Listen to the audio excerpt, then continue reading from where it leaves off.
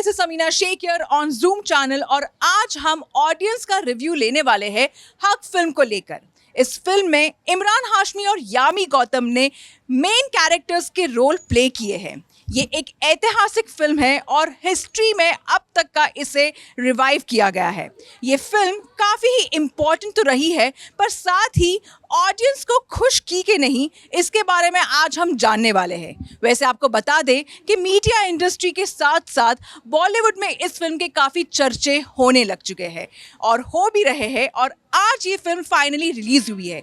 तो चलिए जानते हैं कि ऑडियंस का क्या है फीडबैक इस फिल्म को लेकर। तो हक मूवी के बारे में, और ये एक बहुत ही ऐतिहासिक जजमेंट के बारे में बात करता है, टर्न ऑफ हिस्टोरिकल इवेंट्स के बारे में है, विच completely changed the entire history for Muslim women. आप क्या कहना चाहते हैं? मेरे को बहुत अच्छी लगी, बहुत ही बेहतरीन, बहुत ही अच्छी पिक्चर है, बहुत अच्छे से रिसर्च किया है, बहुत अच्छे से डायरेक्शन किया है, बहुत ही अच्छे से परफॉर्मेंस किया है।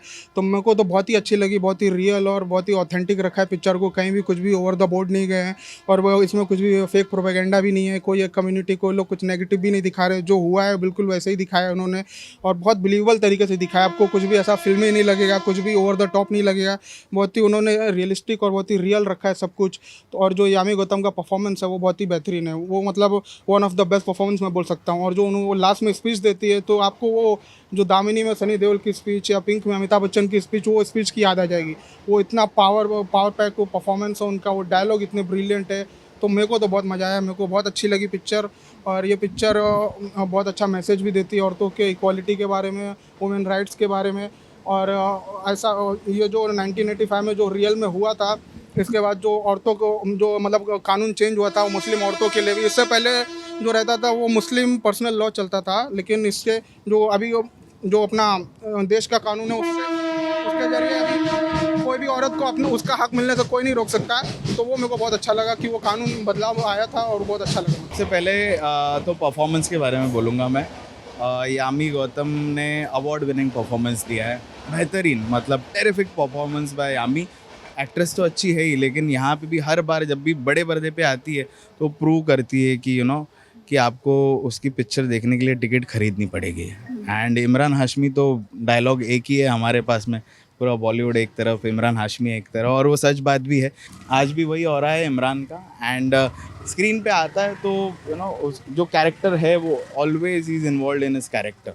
भी यहाँ पे एज अ हस्बैंड का जो कैरेक्टर प्ले किया है यामी गौतम का, तो पहले बहुत सारे शेड्स है उसके कैरेक्टर में। पहले एक पॉजिटिव शेड हमको दिखाई देता है, फिर जैसे जैसे धीरे धीरे पिक्चर आगे बढ़ती है तो थोड़ा सा नेगेटिव होते जाता है। एंड देन आफ्टर इंटरवल के बाद में जो खुलासे होते हैं, जब कोर्ट रूम ड्रामा चालू होता है तो पिक्चर और थोड़ी पकड़ में आती है। तो आपको मतलब जो स्क्रीन प्ले जो लिखा हुआ है मेकर्स ने, डायरेक्टर सुपर्ण वर्मा है, बेहतरीन डायरेक्शन किया है। स्क्रीन प्ले इतना अच्छा है कि आपको सीट से उठने नहीं देगी। एंड वही होना चाहिए कोई भी फिल्म का, कि कभी भी पिक्चर देखने बैठो तो स्टार्ट टू लेके एंड मोमेंट तक you shouldn't get up from the film. तो आई फील कि बेहतरीन पिक्चर है। एंड गाने जो बैकग्राउंड में चलते हैं काफ़ी रिलेट करते हैं, क्योंकि मुस्लिम बैकड्रॉप की कहानी है, तो उस तरह के गाने उन्होंने चलाए हुए हैं। तो I love the background music also. और अगर मैं इसकी बात करूँ about the subject of the film, तो कहीं ना कहीं मुझे ऐसा लगता है कि कल जैसे मैंने देखा कि एक ट्रेंड चालू हो गया था कि बॉयकॉट हक। तो बिना पिक्चर देखे अगर आप लोग ये ट्रेंड शुरू करोगे तो आप लोग गधे कहलाओगे। पहले आप आके पिक्चर देखो and then you comment on it. क्योंकि बहुत बड़े एक यूट्यूबर है, उसने भी ट्वीट किया, तो I have replied to him on that. So क्योंकि you haven't watch the film, पहले पिक्चर देखो क्या कहाँ है। यहाँ पे औरतों के हक के बारे में बात की है, एंड मेनली मुस्लिम औरतों के हक के बारे में बात की है, क्योंकि लॉज डिफरेंट होते थे। और जब ये जजमेंट आया फ्रॉम द सुप्रीम कोर्ट इन 1985, तो क्या क्या चेंजेस हुए, वो सारी बातें मतलब बहुत ही नेचुरली एंड ब्यूटीफुल वे से इन्होंने दिखाई है। मुझे नहीं लगा था कि इतना अच्छे से पोर्ट्रे कर पाएंगे, लेकिन they have done it and they have won the hearts of the audience, और मेरा भी दिल जीता है। बहुत अच्छा है, एकदम बराबर फैसला है, यूसी से लाना चाहिए। वो जो उसके बारे में बोल रहे हैं, हाँ बहुत अच्छा रोल किया दोनों ने। तो बहुत बेहतरीन पिक्चर नहीं लगी, अच्छी लगी।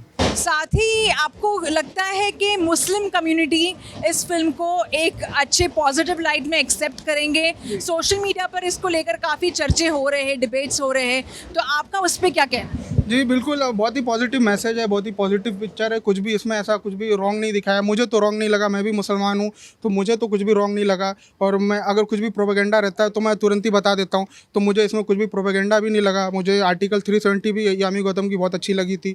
उसको भी कुछ लोग बोल रहे थे प्रोपेगेंडा है, लेकिन उसमें भी मुझे कोई प्रोपेगेंडा नहीं दिखा था। और इसमें भी मेरे को कुछ भी प्रोपेगेंडा नहीं दिखा, जो जैसा है वैसा ही दिखाया। मुस्लिम लोगों को भी बहुत अच्छे से दिखाया, जिस तरह वो लोग रहते हैं, उनका बात करने का तरीका, उनकी बॉडी लैंग्वेज, जो उनका घर में माहौल रहता है, जो एक दूसरे से जिस तरह लोग बातें करते हैं। तो मुझे तो कुछ भी गलत नहीं लगा। बस हाँ, कुछ एक दो चीज़ है जो मतलब जिससे कुछ लोगों को प्रॉब्लम हो सकती है, जिनको नेगेटिविटी ढूंढनी रहती है, वो लोग तो टाइटैनिक में से भी कुछ ना कुछ ढूंढ निकालते हैं। तो मैं यही बोलूँगा, वो लोग को नेगेटिविटी फैलानी है, उनको कुछ ना कुछ ड्रामा करना है, इसलिए वो लोग ऐसा कर रहे हैं। मेरे को तो कुछ भी गलत नहीं लगा, मेरे को तो गलत नहीं लगा। जो डिबेट्स अभी चल रहे हैं और जो मैंने जैसे कहा कि जो ट्रेंड इन लोगों ने शुरू किया है, दैट इज़ वेरी इलॉजिकल, क्योंकि एक जजमेंट आ गया है। अब एक पार्टी ने उसको डाइल्यूट करने की भी कोशिश की थी, लेकिन वो नहीं हो पाया, बिकॉज सुप्रीम कोर्ट का जो फैसला रहता है, that is the final verdict. तो इस पे दिस इज़ नॉट डिबेटेबल। अब जो फैसला आया है उस पे ही you have to work out ahead also. तो जितना भी ये लोग डिबेट कर ले या नेगेटिविटी कर ले, वो मुझे लगता है कि फ़िल्म के लिए ज़्यादा पॉजिटिव रहेगा, क्योंकि लोगों में और चर्चा होगी कि एटलीस्ट क्या दिखाया है। वो तो आए लोग देखने के लिए, कि थोड़ा सा और बातें चलेगी, क्योंकि जब बातें होती है, जब वर्ड ऑफ माउथ बढ़ेगा, तब पिक्चर की और पब्लिसिटी होती है। कितना भी मीडिया को पब्लिसिटी करने लगा लोग, लेकिन आखिर the public is the final call. तो पब्लिक मुझे लगता है कि धीरे धीरे आएगी। पिक्चर का शेल्फ लाइफ, ये ऐसी पिक्चर है ओपनिंग डे नहीं लेती है, बड़ा बॉक्स ऑफिस नहीं खींचेगी जैसे शाहरुख सलमान की पिक्चरें खींचती है, बट इस पिक्चर का शेल्फ लाइफ बहुत लंबा रहेगा। मतलब अभी से लेके धुरंधर तक 1 महीना है इस पिक्चर के पास में, और ये पिक्चर चलती रहेगी। ऐसा नहीं कि कहीं पे शो उतारे जाएंगे या कैंसिल किए जाएंगे, बिकॉज बहुत इंटेंस टॉपिक है और बहुत सीरियस टॉपिक है। एंड मुझे ऐसा लगता है कि ये जो आवाज़ है, ये जो फिल्म की आवाज़ है, वो लोगों के कानों तक पहुंचेगी। वो गवर्नमेंट कभी कभी एक कौम को खुश करने के लिए एज ए वोट बैंक, वो लोग पॉलिटिक्स भी इसमें बहुत है। पॉलिटिशियन बहुत गंदा खेल खेल रहे हैं इसमें, वो सोचते नहीं है, और फिर कौम भी सबके साथ जाती है, पानी की तरफ बहती है उस तरफ से, ऐसे। और इमरान हाशमी और यामी गौतम की परफॉर्मेंस पे कि सबके परफॉर्मेंस अच्छी थी, ऐसी फिल्में बननी चाहिए। लेकिन मुझे वही अफसोस है कि देखते संडे को मैं सोचा कि थिएटर खचाखच भरना चाहिए ऐसे फिल्मों से, स्पेशली लेडीज़ लोग भी आना चाहिए ऐसे फिल्में देखने के लिए। कई बार जब फिल्में ऐसे टॉपिक पे बनती है जहाँ पे कम्युनिटी इन्वॉल्व हो जाती है, तो हमेशा एक वो पॉलिटिकल डिबेट भी बनती है, जहाँ पे ऐसा कहीं ना कहीं कहा जाता है कि शायद से एक XYZ पॉलिटिकल पार्टी इन्वॉल्व होगी, या XYZ ऐसे ABC पॉलिटिकल पार्टी। तो आप उस पर क्या कहना चाहते हैं? ये देखिए, इसमें पॉलिटिक्स का मेरे को नहीं लगता कुछ भी इन्वॉल्वमेंट है। हालांकि 1985 का जो भी एरा दिखाया, उस वक्त तो कांग्रेस की सरकार थी, तो ऐसा कुछ नहीं है कि जिसमें किसी गवर्नमेंट को या किसी पॉलिटिकल पार्टी को नेगेटिव दिखाया गया हो। यहाँ एक औरत की वो कहानी है कि वो बेचारी औरत कैसे अपने बच्चों को पालना चाह रही है, लेकिन वो ज़्यादा शायद वो ज़्यादा पढ़ी लिखी भी नहीं है, और उस वक्त औरतों के लिए इतने स्ट्रॉन्ग कानून भी नहीं थे कि उसको उसका हक मिल सके। तो अपने हक के लिए लड़ रही है, अपने सोसाइटी से लड़ रही है, और किस तरह लोगों ने हक महर की रकम को मिसयूज़ किया अपने फ़ायदे के लिए, उसके खिलाफ लड़ रही है। तो ये तो बहुत ही पॉजिटिव मैसेज है औरतों की इक्वालिटी के लिए और वुमेन एम्पावरमेंट के लिए। तो अगर इसमें भी कुछ लोगों को कुछ गलत दिख रहा है, तो फिर उनकी थिंकिंग ही गलत है भाई।